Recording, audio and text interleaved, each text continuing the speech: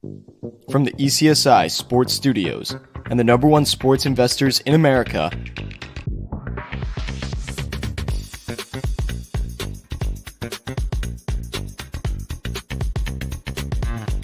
we bring you the closing bell. As the market closes, legends Jeff Dawson and Riley Magnuson bring you all the sports investing tips for tonight's matchups. If you want to learn more from the two legends at the desk, make sure you stay tuned to the closing bell.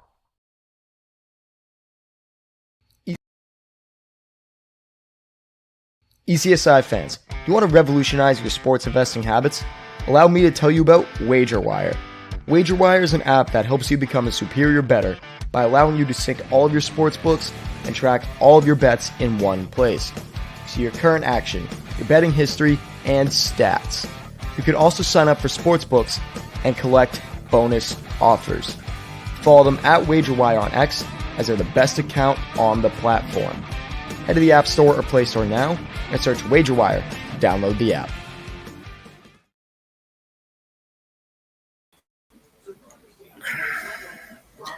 Good evening, sports fans from all around the globe. I am the co-host, Jeff Dawson, East Coast Sports Investors, and this is your closing bell with Riley Magnuson and myself, November 1st, 2023. I've been kind of pumping this day up. Big day in the ECSI. I guess thought process, basically 2 months left in 2023. All sports live, maybe the last day for MLB. Next Monday, the start officially of college basketball. As I said in the intro, as I was writing it out, 55 days till Christmas, but who's counting? But more importantly, 61 days left in this month, and then we go to 2024. January 1st, 2015 was the day ECSI launched publicly on social media. So we'll be on our way to our 9th full year of public service. Shout out to the gentleman behind the glass and to all the ECSI VIP members who got today's Moneyline memo. One hell of a job. Joe Shea, Evan Lewis, Olu Cade, Horton, and of course Bennett. Shout out to our new sponsor and partnership, WagerWire. If you have not downloaded the app, please go over to Google Play or wherever you download the apps. Download it, it's free. A lot of educational tutorials day-to-day shows that ECSI will be providing for you, where we are actually turning sports wagers and bets into assets. And then our long-term goal is to turn those assets into profit before they mature. It's a process, and for most people, a little tough to fathom, but we will get you to the promised land, trust me. So a lot of stuff to go over tonight with Southside Riley and myself. So without further ado, let's bring him in, the one and only Mr. Riley Magnuson.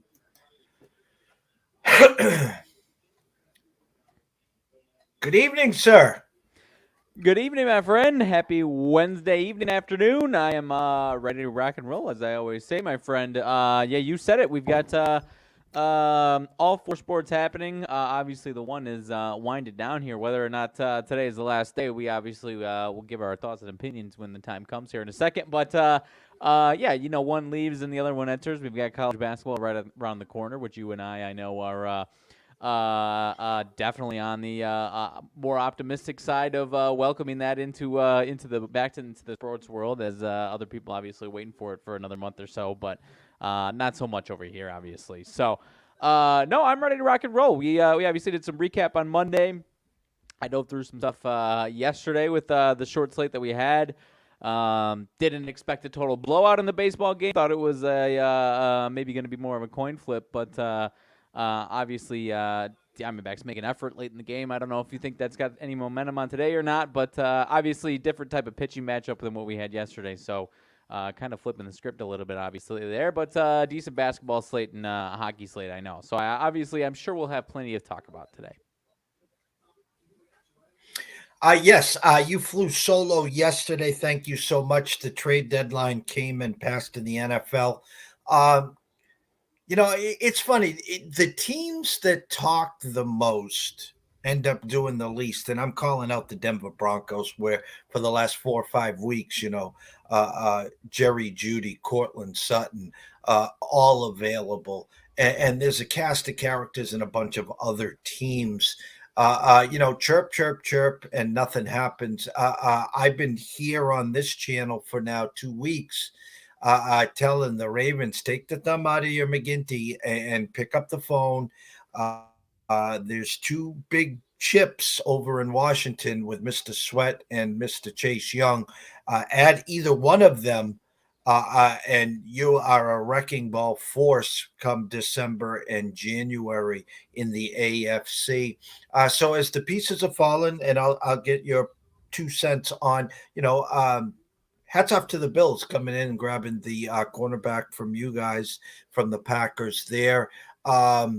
Washington makes a trade with the Bears. And again, I thought that was full circle. Khalil Mack, when the Bears traded Khalil Mack, they're like, all right, let's just get back. And they get Sweat, a couple other minor moves. And then of all teams, San Francisco. Hats off to San Francisco reuniting Chase Young and Nick Bosa there in a bye week too. You give them an extra 10 days to get a little familiar there. And just what the doctor ordered again, Shanahan is a system coach.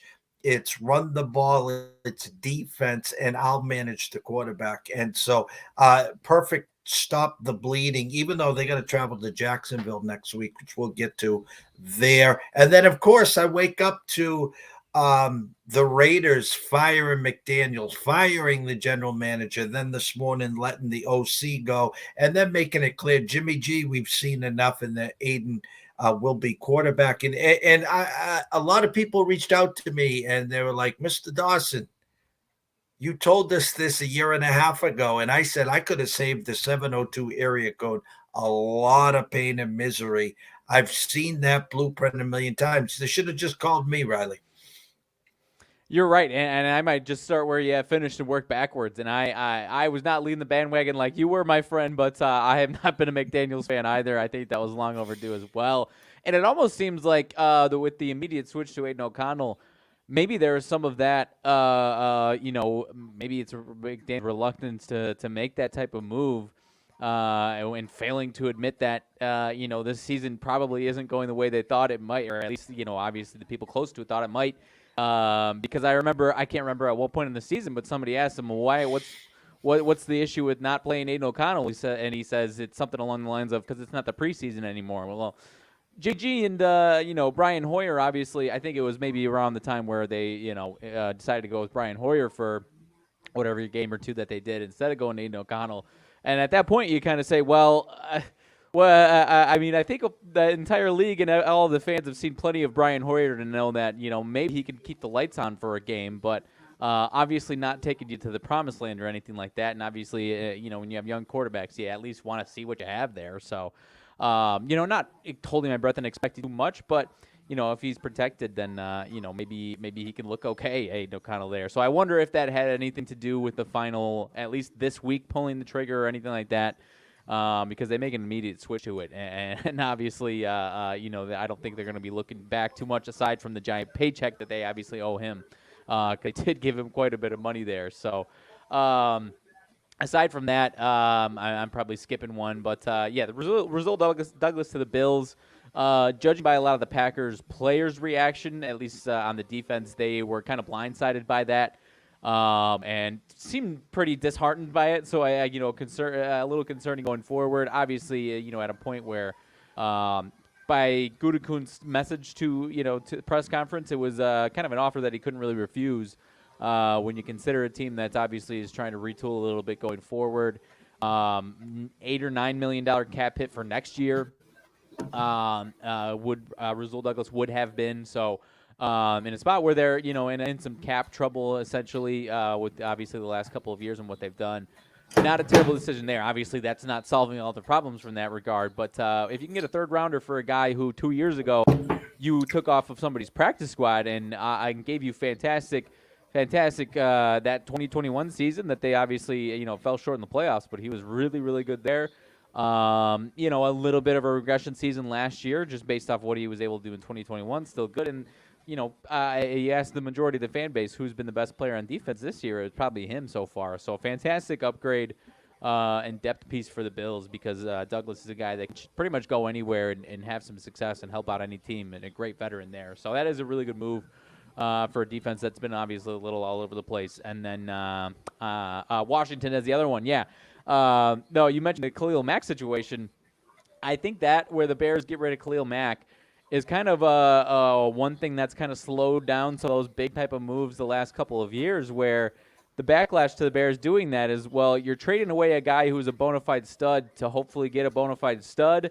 Maybe you just go ahead and hold on to that bona fide stud. And obviously in Khalil Mack's case, he's had some injury issues. And so I think that's when you have guys like that have been named in trade circles these last, over the last couple of days that didn't end up going anywhere. A lot of these teams are like, well, I think this guy could fit into our plans, maybe not this year, maybe not next year, but in 2-3 years from now. And then long term, this guy could still fit into our plans.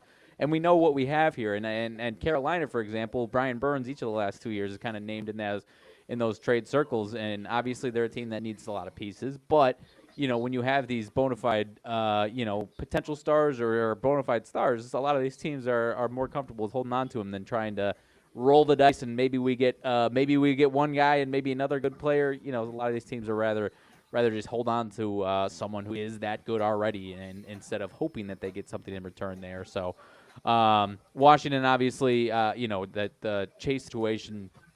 Like I said yesterday, if he's motivated and the change of scenery is he needs, then obviously, as you mentioned, that's a terrifying situation there for a guy who was the number 2 overall pick 2 or 3 years ago, whatever it is. So obviously, yeah, that's eye-opening situation for the Niners if it works out for them. Then that's obviously a devastating, addition to a defense that at its best is already pretty damn devastating.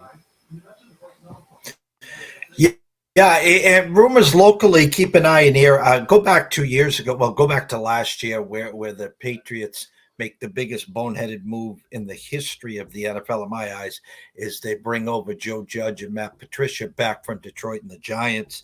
And basically 2 free coaches, 2 friends of Bill. And the reason they put them into 2 positions that they had never really done before. Because they were free. Both the Lions and the Giants were paying their salaries. So I get 2 free coaches. Why not? Well, now Josh McDaniels is owed a boatload of money. He'll never be a head coach again. But of course, he is a good OC. And rumor has it, and this is just rumors, but at 5/24 on November 1st, keep an eye on this. I know Sean Payton got 2 firsts and blah, blah, blah, blah, blah, blah, to go coach at Denver to the Saints after taking a year off because they still own his rights. Rumor floating around Commanders and a 3rd-round draft pick and maybe a player or something for Mr. Belichick to be the head coach next year in Washington. So, rumors are rumors, and NFC East, Annapolis, they're 71, 72, however years old. I still think a team that is building. It's not like Jerry Jones cutting ties with McCarthy with a team that he thinks ready to go to the playoffs and maybe win a Super Bowl. So keep an eye and ears on that. I think that was comical there. But overall, we're at week 9.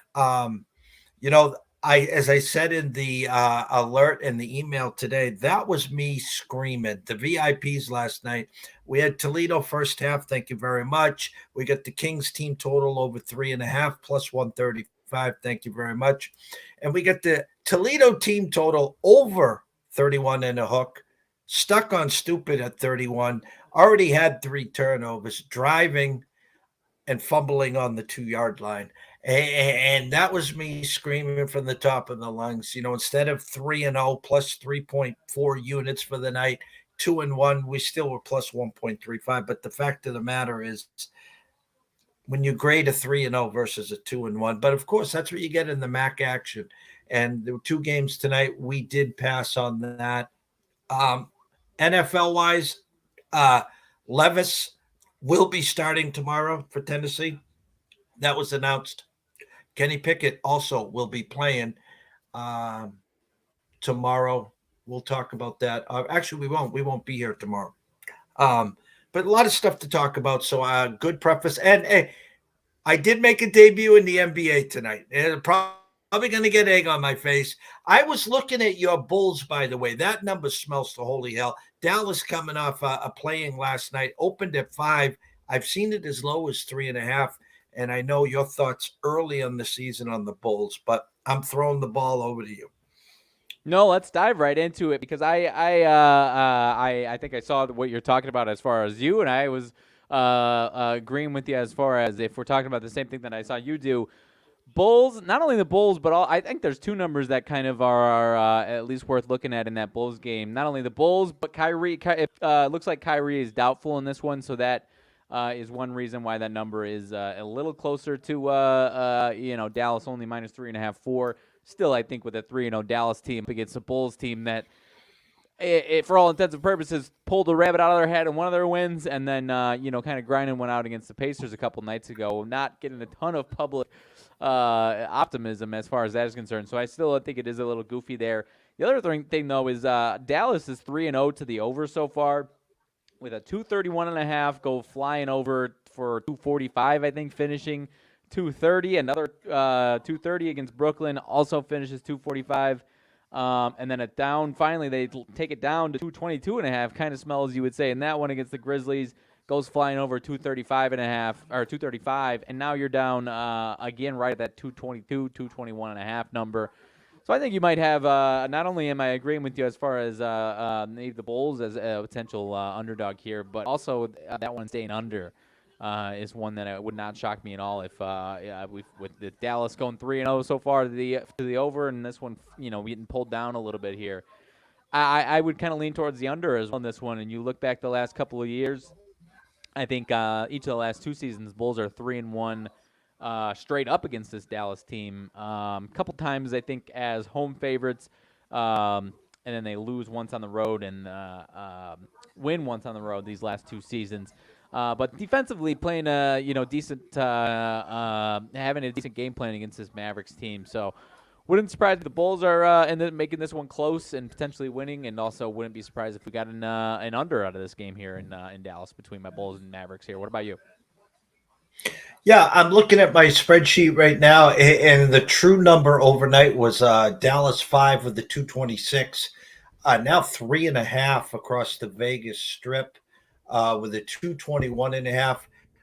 At the Circa currently, as we speak, they do have it as a flat 4. A couple things there, as you said, leaning towards Kyrie not playing, the assumption is, and then, taking 4 points off the total there, which again, all aligns to me as a Bulls number, especially with Dallas playing last night. And just in my head with this, let me go back to it 1 second. 221 with a 4. That's your classic 10, 16, 11, 12. Yeah, it's like that 112-108 game. So I assume that Dallas team total is at that 112.5, and I assume that your Bulls is around that 108, 109. That would be my assumption.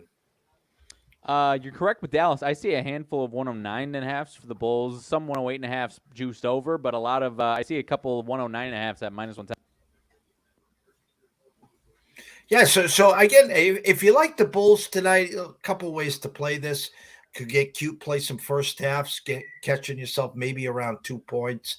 You can take a look at their team total over 109, 109 and a half. As Riley said, you can sprinkle some pizza and beer money on the outright win. And again, I would lean to the under here as well, Riley. Yep, I'm with you 100% on that one. Let's see. Now that I don't have thoughts on all of these games. Is this Portland and Detroit game with the one that you were talking about? You had some action in, or am I seeing that incorrectly? No, we did. And listen, I'll add another source. Obviously, Monday we add Ken Palm to our system here. I get a lot of information sent to ECSI from some big time sources. So we're just crunching numbers around the clock. Obviously, we're a big part of Spank Odds. Thank you, Spanky. I have Wager Talk over here. We go to pregame. Kenny White, we've been working with for a long, long time. So a lot of numbers to crunch, a lot of sources to crunch. And yet, when I'm looking at 85% of the tickets, 85% of the money on Detroit, and the damn number just is not moving, and we all know what a dumpster fire Portland is. No Clyde Drexler, no Dame Lillard. And I'm looking here, the initial team totals 109 and 105. Now it's 110 juiced under, 107 juiced under. It's a absolute bleep show. It's the NBA in its finest. We waited a week. We waited 10 days. I'm putting my first official NBA wager and my neck on the line on the Portland Trailblazers tonight. No Clyde Drexler either. So no Clyde Drexler. You're right. No Dame either. I like it though, and when I was solo last week doing a lot of these kind of breaking down that big slate with a lot of these team previews, accept and understand what the situation is in Portland is. But this is a team that if they stay healthy and and obviously Anthony Simons is already out, so that's one guy down. But aside from that, they have a lot of guys that individually are really, really solid basketball players, and it's a lot of guys that have never played together, and that's why you've got what appears to be and could, for the first month or two, could be an actual dumpster fire, and they could be in that tank race 110% of the way. But at certain times, you've got guys that are borderline 20-point per game scorers. You've got obviously the DeAndre Ayton situation is goofy, and he's putting up pretty similar box scores to what he put up in Phoenix, and he was complaining about his usage. So grass ain't always greener from that respect, but obviously we're still short in the season here. My point is, and Scoot Henderson, number 3 overall pick from last year, has not looked fantastic, still getting his feet wet, but you can see the intangibles of him being a really good player. Field goal percentage and turnovers has not been good so far. Looks like a rookie so far. Looks like he's very, very talented. And so whether it's night or not, I agree with you. I think as someone who's actually been pretty high on the Pistons going back to last year, I was a year too early. We'll see what happens this year, but I've still been high on the Pistons this year, and the core they're building, liking a lot of the moves that they're making, and have come out of the gates all right so far and had a couple nice games. This Portland team has a lot of talent that I don't think is a pushover in the same regards as some of these other bottom 5 teams in the league have been the last few years. They go 6, 7, 8 deep, especially when they're healthiest here, with guys that are legitimately good at times B-plus players. And, of course, on a bad night, that could be absolutely horrific. But on a good night, that could be a team that can smack you in the mouth. So I am with you 100% of the way and believing in the Portland Trailblazers, a team that I'm probably going to have – when we got a lot of these numbers that are kind of, you would say, is a Portland Trailblazers numbers, probably a team that I'm going to be interested decent amount throughout a good chunk of the season, if I'm being totally honest with you. Yeah, and there's certain teams, and again, you're right. It is early. I had my eyes on the Knicks at Cleveland the other night. The overnight Cleveland was favored, and then there was a flip early in the morning. Again, we were just crunching numbers and watching. Knicks go back to they go box to wire. Now you got a revenge factor, Cleveland team that's really struggling, and 5.5, 6 number there. Celtics back home against the Pacers. Brooklyn, Miami, thanks, but no thanks. We talked, Chicago and Dallas already. I saw a big move on the Lakers and Clippers. The assumption is what? One of the big two out on the Lakers tonight? There's some goofiness. I saw. I think PJ. I mean, not this one's obviously not moving the line too much. PJ Tucker, I think, is in the building. I still see LeBron and AD in the projected lineup here. No James Harden. Rui Hachimura is out, so that's obviously a depth player that hurts a little bit there. But as of right now, I'm seeing Lakers starting lineup for the most part intact here. Same thing with both ways. I saw, and like I said, I saw PJ Tucker could be in the building for the Clippers here tonight. But I'm not disagreeing with you that we could see one of these guys on the Lakers out before game time. But as of right now, I am not seeing that they are listed as questionable or anything so far. Yeah, I'm looking up my update. Obviously, Tucker probable, Harden out, personal. Jesus, don't even get me going there. Man and BJ Boston, Hachimura out, Vincent doubtful, Cam Reddish probable. There was a 2.5 point move. And so the initial thought obviously is, LeBron or AD, hurt his back bending down to pick up his purse or something and was going to be scratched. But the line now flat threes across the Vegas Strip, 2.5 at Caesars, New Jersey. So it looks like all systems go for there. And listen, I wasn't here yesterday. Monday, I did talk about that Golden State game, by the way. The fact that something stunk over there and their road woes and the back-to-backs and catching 4 and box to wire on the Warriors, who are back home today. 7-point favorites against the Kings. Yes. I was trying to grab that one real quick. We were talking about what the Warriors. It was Warriors Pelicans, and they took that one easily. That's right. Sacramento. No De'Aaron Fox. That is one of the reasons why this number is where that one's at. No De'Aaron Fox for Sacramento there, but a team that's obviously still a fan favorite, 2-1. The Warriors taking it to the. I misunderstood. Yeah, the Warriors taking it to the Kings last week. They did. But now, -7 with no De'Aaron Fox. Wouldn't surprise me if this Kings team had something up their sleeve. But obviously, a little funky with De'Aaron Fox out of there. But it one of those ones where if it starts to plummet to 5.5, 5, despite no De'Aaron Fox, then maybe I'm interested in the Kings. But as of now, I'll probably sit this one out. Something, I was on Sports Map Radio as a guest on Monday night, and Anthony, everyone knows, listen, as giving out information, reading the market, that's what we do. A major sport starts, which was the NBA a week, 10 days ago, however long it was, and not to just start spitting out, because you go on social media, you see it on Twitter all the time. Guys got 5, 10, 15 plays, 8 prop bets. And in the NBA, especially, who's playing, who's not playing. And I know they tried to add a new rule saying, hey, if we think you're trying to get cute here, you're going to be fined and then major, whatever repercussions. And Anthony's asking me about the play-in tournament already. So you got to try to tell me, not only are you trying to sell an 82-game season to the public where your stars don't play half the time, now you got to come up with a gimmick of an in-game regular season tournament where all the courts are painted different. It's almost like the how many shirts can you sell us? It's all marketing. It's all gimmicks, Riley.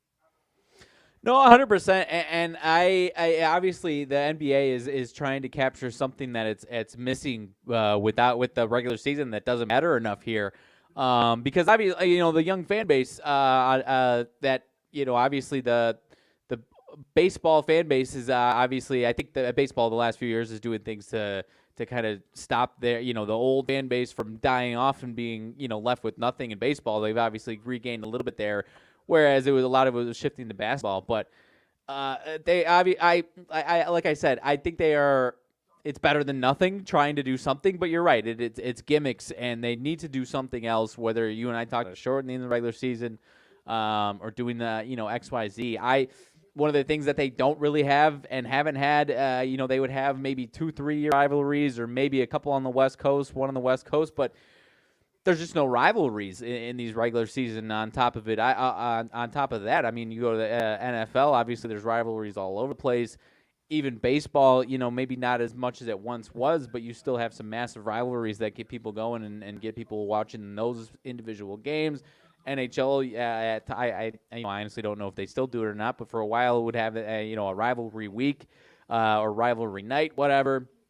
But I think shortening the season is the biggest thing that would help things a lot to not only make each game obviously mean more and have it matter more, but obviously to, like I said, eliminate back-to-backs I think would go a long way. But no, and I try, like I said, I'm not sold on the in-season tournament. I think it is better than nothing. If you're telling me that these players are incentivized by money and these are regular season games where they're going to try harder than the average regular season game, and it does help a little bit, but it is obviously still a gimmick. And why is the average fan supposed to care about the NBA Cup? I'm interested in it, like I said, because you might have extra regular season games where players might have a little more incentive that they might not other have.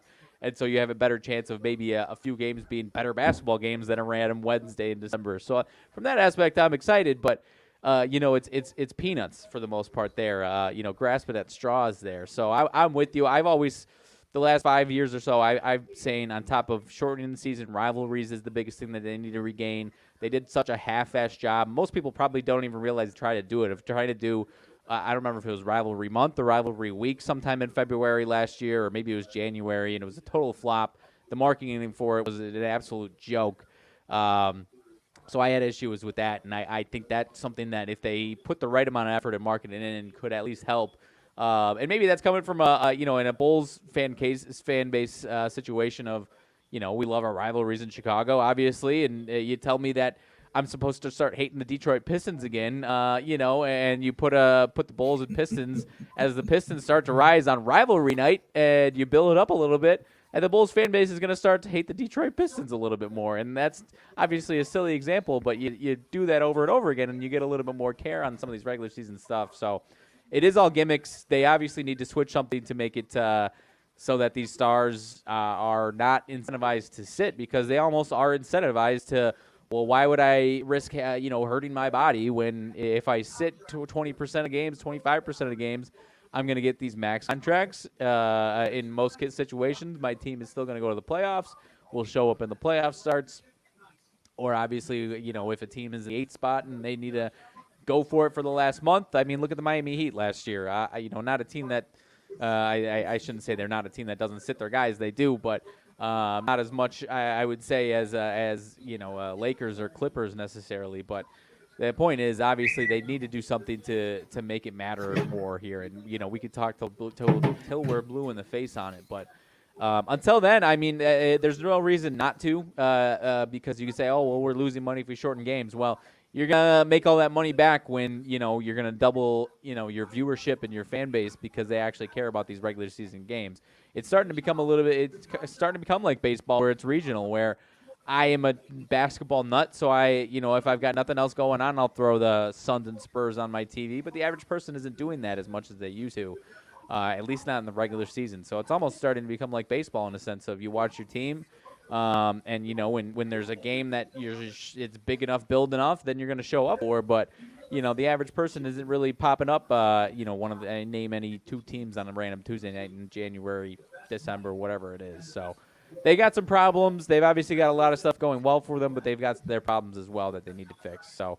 Yeah, they can hire us, and I think you and I could put together a solid game plan for them. But I don't know if they'll let us bend their ear or not. No, and I'm not trying to be the wet towel or rag here. And I talked about it with you on Monday. 1, 2, 3, 4, 5, 6, 7, 8, 9, 10, 11, 12. There's 13 games tonight, and starting next Monday, I think all the college basketball games, all the kids play. So there's probably like 150 games or how many games there are, 100 and whatever. My point is, I'd rather watch Belmont and Stonehill play than I would Charlotte and Houston tonight. I can't disagree with you. Like I said, I'm a basketball nut, so I'm the person that's going to have Belmont and whatever team you said on top of having Charlotte and Houston back to back next to each other. But no, not really though is the case because I'll watch college basketball any day, and I still do watch a lot of NBA, but unless I've got action on it, and I did my research and got action on it, I'm probably not pulling up Charlotte and Houston right now at least. So. No, you're not wrong at all, and I think they understand that they have that problem, and they're trying to do something to see what sticks. But obviously, what they're doing so far is kind of grasping like straws. I will say I do love the Bulls all red basketball court. So as much as that is a gimmick, I do like the all red Bulls in season tournament court. So I'm pushing back on that one a little bit, but it obviously is gimmicks and how many jerseys can we sell. That is not an inaccurate description of what's going on here.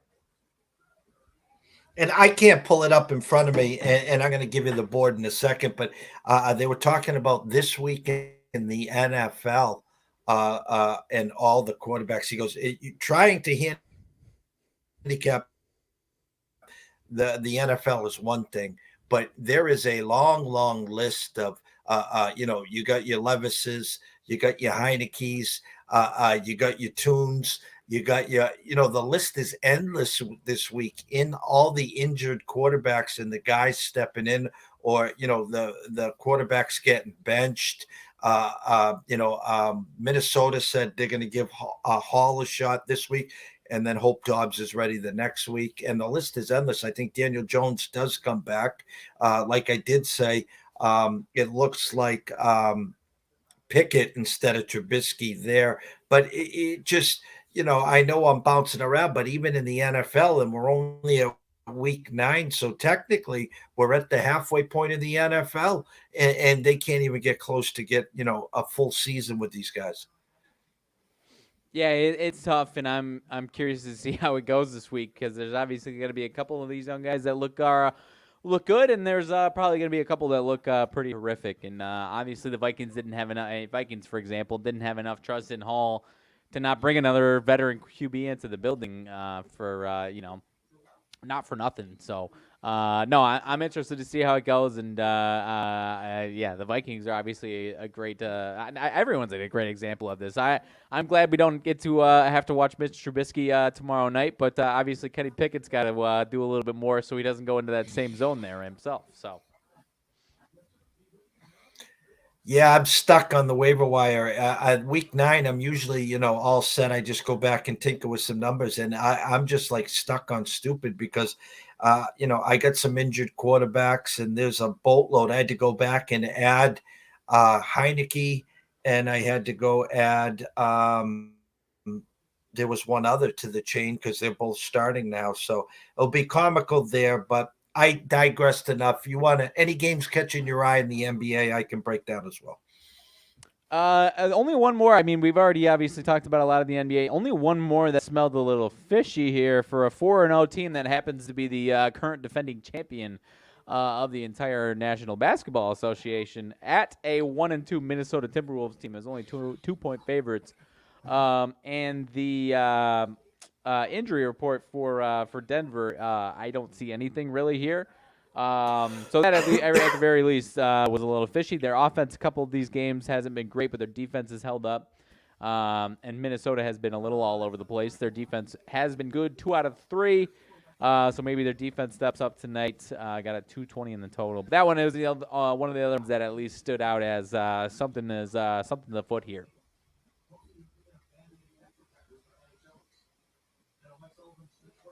Yes, starting lineups, Murray, Pope, Porter, Gordon, and the Joker, Conley, Edwards, Jaden McDaniels, Towns, and Gobert. That definitely caught my eye. That was one that I did leave on the desk. Obviously, for me, what we do here, definitely would be on the T-Wolves.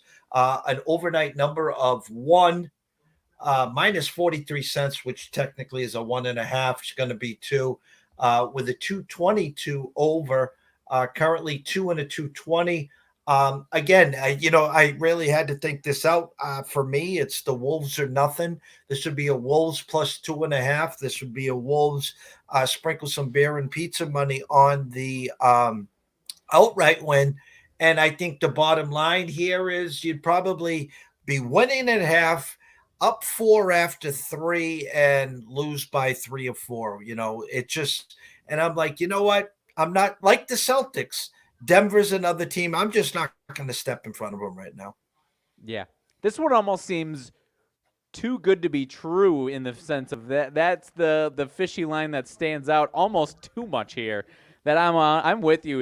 You're probably going to get a situation where it looks like it's the right side, and then the Nuggets take care of business. I'm with you on that one. Almost too good to be true there. The other one that was a little goofy for my eyes, a team that's lost 3 in a row, 1-3. Raptors hosting Milwaukee 2-1. And the Raptors, for example, just lost to the Blazers. Just lose to they were 5-point dogs at home against the Sixers, lose by 7. Now you got the Bucks at 2-1. First road game for the Bucks. Maybe the Bucks are show up or are ready to go for the road, and maybe we're wrong here, but that one at least at 4.5 was another one that stood out as a little goofy for my eyes there. Yeah, there was someone, a handicapper on Twitter. I'm not going to put him on blast or nothing. He goes, I'm going to educate you on reverse line movement. So he pulled this game up. He had a number of 4.5 down to 4, 75% of the bets, 75% of the money on Milwaukee. Yet the line went from 4.5 to 4. Therefore, I'm taking the Raptors. Now, in 2017, 2018, 2019, 2020, when this information was real, we lived off to that. We lived off of reverse line movement. Now everyone's doing it, and the books know the sharp eyes are on it. So the information is only the information on how they want to present it to you. So in other words, how can we, and I've talked to you at length about this, Riley, how can we get eyes on Toronto today? Well, we can show reverse line movement on the Bucks. Therefore, myself, you, and the sharps are going to see this and run to the windows and bet the Raptors, and they're going to give the public the carrot, and the Bucks win by 6, 8, or 9 tonight. Yep. No, you are speaking my language, my friend. It's a situation where it's one that stands out, but kind of like we said with the Nuggets game, almost too good to be true. If those type of things went that way, even 8 times out of 10, this whole thing would be a hell of a lot easier, and it obviously isn't. So, it stands out, but I guess I didn't see as much of that. Not saying it didn't happen. I'm saying I just didn't notice that type of reverse line movement. And then sometimes when you get those, sometimes you see someone, with all due respect, I don't know who it was that you're talking about. With all due respect, there's plenty of smart people on social media, but sometimes you see someone and you see the way they're talking, and you're just like, you know what, you are the reason why this isn't going to happen today, and now because of you, I'm going on the other way here. So again, don't know who it was. Respect to that person, but no, and that was a great way to put it, because there's certain strategies that have had success in certain time periods, and now, like you said, there's so many people that are doing some type of sports betting and trying to analyze it in so many different ways that obviously you have to be able to trick those people. Otherwise, all of this would be a lot easier. So it's a great point to make there. On top of that one and the rest of NBA, I don't know. Like you said, the Knicks in Cleveland. I was with you as far as it was a situation where because Donovan Mitchell was questionable when I was on the show, and I think it moved a little bit. So I think it was if he's in and this one flips to the Cavs being favorites, then maybe I'm not saying I'm interested in the Cavs, but I'm probably not touching the Knicks. If he's in and this one stays as the Cavs as a home dog here, then I'm definitely in on the Knicks, and that is what we had there. Now, having had that thought last night, probably taking the money and running from last night's game between those two teams, typically not a profitable situation to be betting the exact same matchup on 2 nights in a row in the NBA, no matter how you slice it. Sometimes it works out where you can get a nice revenge factor, and that is very possible tonight. A lot of times it's tough to do back-to-back, so just take your money and run on the first night in most cases from my experiences there. But aside from that, I don't think I had too many other strong thoughts any which way, other than I guess the last thing I'll say is that the Memphis Grizzlies keep having some lines that are fairly respected, giving them a lot of respect, and they just haven't shown up really at all. So they obviously had the one game against the Nuggets where they show up +6, but a 1-point dog against Washington, they lose by 7. 1.5-point dogs the other night against Dallas. Seems like at some point the Grizzlies are going to show up and win a damn game as 1.5-point dogs. So that is where I would lean tonight. But one of those situations where I scratched my head at what their preseason win total was. It was 45.5 with 25 games without John Morant, no Steven Adams all season long. Was scratching my head at that, and have been scratching my head at all these numbers. So I am maybe tonight is the night at a point where I'm close to saying the Grizzlies got to be waking up at some point and putting a nice performance together. Maybe that is tonight. If it doesn't happen tonight, you're probably going to see me, and if they've got another number similar to this, you're probably going to see me with them here in the coming week or so with this Grizzlies team. But I'm scratching my head at what it's been so far to this point. Yeah, my overnight number was Utah 1 with a 227, now 1.5 with a 225. I, too, looked at that. Again, you see these home teams 1.5-point favorite. To me, it's an automatic, usually road team or nothing, unless you're the Nuggets, who are the defending champs, only 1.5. The Celtics 1.5. But when I'm looking at this is a Grizzlies or nothing for me. I'd be looking by the hook, take the Grizz up to 2, minus the 120, sprinkle a little beer and pizza on the money line, and head out of Dodge. Sooner or later, like you said, but I know early this year, maybe the first game, Danny's team got blown out at home by like a bazillion. So I don't know what we're going to see from this Utah team long term as well. And as you said, you pointed it out real well. No Ja for the first 20, 25 games, no Steven Adams. So it's also a team right now, Memphis, trying to figure out rotations, who's working well, who's not working well, and maybe tonight they get it done in Utah. Yep. No, that's where I would go, and I'm with you as not really knowing what to expect out of Utah, because you get that crazy. I don't remember what their record was after the first month or two or whatever, and now you're kind of expecting them to take a nice little jump up, and then you look at their roster and it's like, well, on paper this roster isn't that good, so we were right to expect them to be terrible last year because they obviously were not good down the stretch. So no, I'm with you as far as kind of throwing my hands up with Utah as well, but yeah. If the Grizzlies don't take care of business here and they got another 1.5-point dog situation or whatever the heck is something like this next time around, I'll be on them. But aside from that, that is about all I've got on the NBA tonight.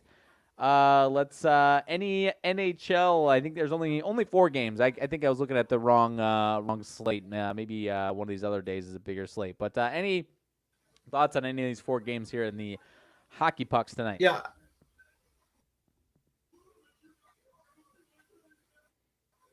The Ducks are coming home. They're hot as fire. They're a long road trip. So as I like to use the Bronx Zoo there, the Yotes were good to us the other night. They're offensively been on fire. I like Arizona to win this game as a short favorite. Their team total 3.5 under minus 135. You can get them to get to 4 or better, plus 115 on that side. Blues are our kryptonite. In come the Avs at home. They're baiting you to get Colorado to 4. You only got to lay 30 cents. So why lay the big favorite price? You know, we don't play regulation. We don't play puck line. So you have an option. If you like Colorado tonight, you can lay the minus 30 cents and hope they get to 4 or better. Dallas, Calgary smells to holy heaven. Calgary has been butt awful. Dallas comes in a short favorite. Couple things here. Calgary team total over 2.5. Plus, you can get that at around minus 120. I'll put the Stars on upset alert. I think Dallas finds a way to win tonight as well. So I like Calgary to win. I like Calgary to get to 3.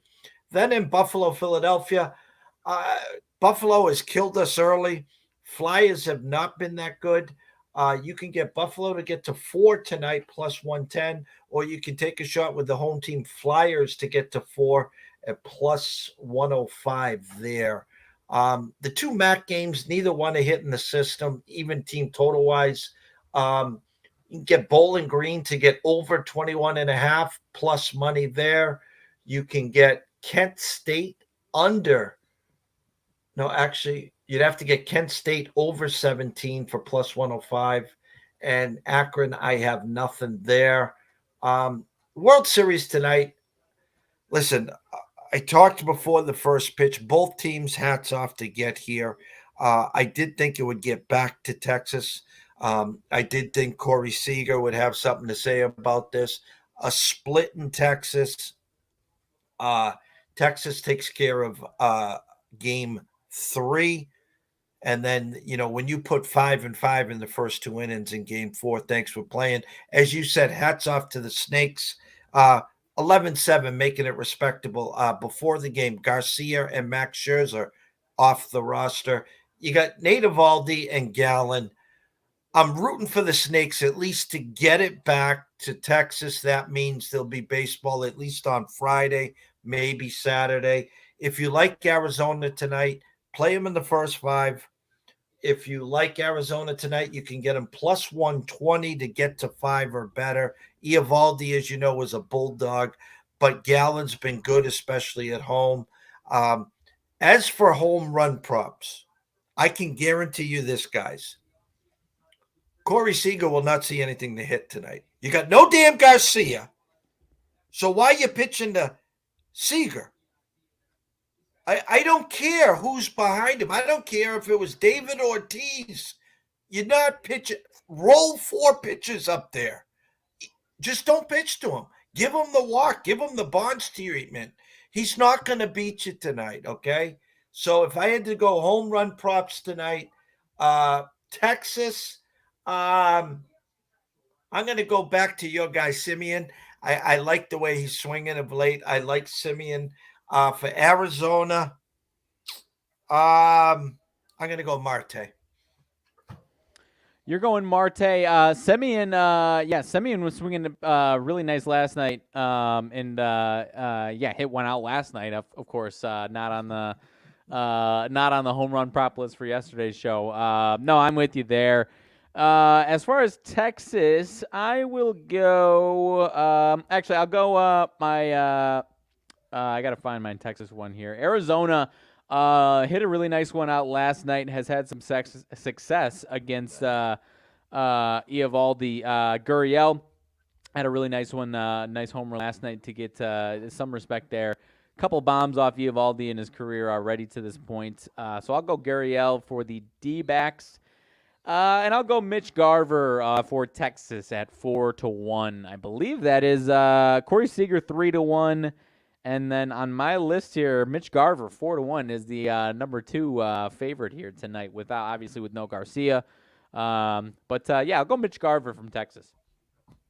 All right, what do we got on Simeon and what do we have on Marte? Marte 5-1. Simeon is also 5-1. Both of them 5-1. And I'll just throw in a bonus here. He has not been hitting the ball well. Maybe he wakes up, but Corbin Carroll. Yep, I was looking for him the other day. He's still 6-1, which, typically when you're looking hopeless, 6-1 is better than 7, 8, 9-1. So that is decent there. But no, I don't mind that one. Let's see, another bonus. You know what? 2 hits yesterday. Gabe Marino, 2 for 4 yesterday. A couple RBIs. I'll throw him in the mix for a home run, but obviously not a huge home run hitter. But so that one's a little deeper. But I'll go a little bit of a little extra pop out of him tonight. 850. I'll go a little longer shot with Gabe Marino.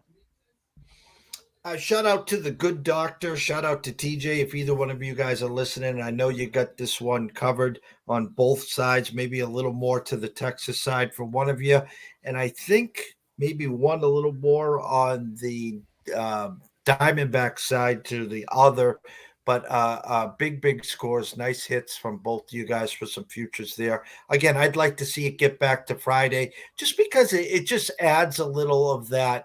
Well, let me see. Arizona's already been here once, meaning they were down 2 games going to Philly, which we knew they couldn't win game 6 or 7. And at least it puts a little doubt in the Texas mind who, is saying, hey, we had a chance at 3-1. We let them back in 3-2. We better take care of business on Friday because Game 7, anything can happen. Right, and it at least gives hope to Arizona, obviously. I remember it's not 3-0, but your Red Sox, I'm drawing a blank on who it was who, in the championship videos or whatever it is of or maybe the whatever 30 for 30 documentary it is, saying, hey, don't let us get this first one. You let us get this first one. I know it's only 3-1, and obviously this is already 3-1. Don't let us get this first one because then, we start to believe and get some momentum in us. So I don't think Texas would blink, but, sometimes that doesn't matter, and it's just all about the other team getting some momentum. So I'm with you. Would love to see it continue. At the very least, would love to see another great baseball game because we've had a couple of really good games in this series, a couple of stinkers so far. So definitely would love to see at least one more very good baseball game because when playoff baseball is at its best, it's obviously there's some other sports that have some great playoffs, but playoff baseball is obviously fantastic when it gets going.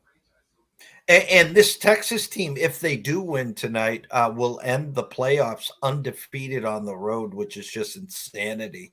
Leads you to believe that home field doesn't mean anything, but it does mean something.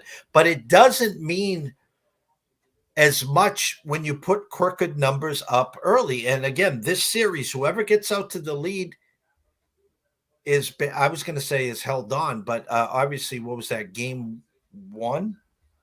5-3, 5-5, 6-5. Yep. So this Texas team has been relentless. Offensively, when they get raking, they've just been a juggernaut. And again, they lose Scherzer and Garcia. And Garcia was obviously a huge, huge part in the ALCS. And to see him, with an oblique, they're already engraving the MVP to Corey Seager as we speak if the Rangers win tonight. So will be interesting. Tomorrow, me and Riley will be off. At 10 a.m., Julian Edlow from DraftKings will be here on our weekly locals through the eyes of a DraftKings sportsbook with Jules. 1 o'clock, I will be on Andrew McGinnis at Wager Talk at McGinnis Picks, talking weekend sports. At 3 o'clock, I will be on with Pop DiBiase on his channel on Prime Wave Media, talking some college football. But as always, as we wrap this up, Riley, closing thoughts.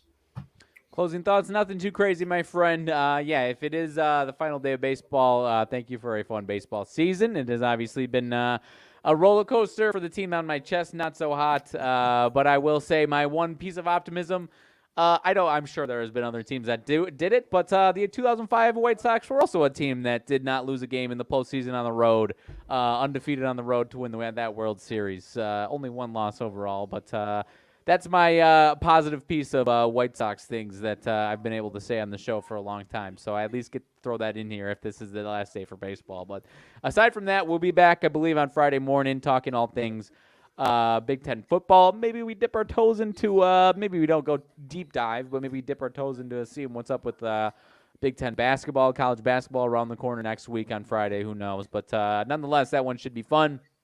Obviously, not on closing bell tomorrow. So obviously, you got to pick and choose wisely for the Thursday night football game because obviously quarterback situation a little goofy there, especially on a short week against two teams that are tough to play against in their own right individually. So I'm very interested to see how tomorrow night's game goes. But aside from that, fantastic week to this point. Obviously already halfway, but already looking forward to Friday morning show talking Big Ten football, my friend. Yeah, and did I see correctly? It was a charity event. The Illini, who'd you knock off? You knocked off someone big in basketball. You know what? They had exhibitions. I'm drawing a blank altogether.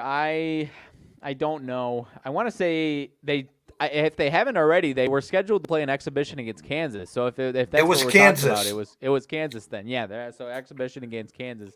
So I actually that one fell through my cracks. I saw some of that Kentucky that lost to Joe Schmo in an exhibition game, or was it a different team?